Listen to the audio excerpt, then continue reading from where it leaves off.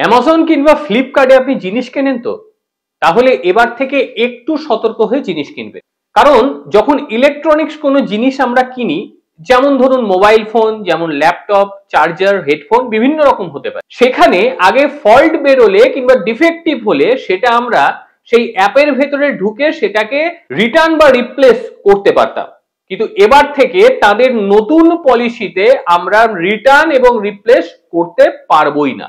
ধরুন একটি mobile phone আমরা কিনেছি এবং তারপর দেখতে পাওয়া গেল সেই মোবাইল ফোনটির ডিফেক্ট রয়েছে, তার সফটওয়্যারে প্রবলেম রয়েছে অথবা তার ক্যামেরায় প্রবলেম রয়েছে, আর এটা হলে আপনাকে এবার যেতে হবে সেই কোম্পানির সার্ভিসিং সেন্টারে।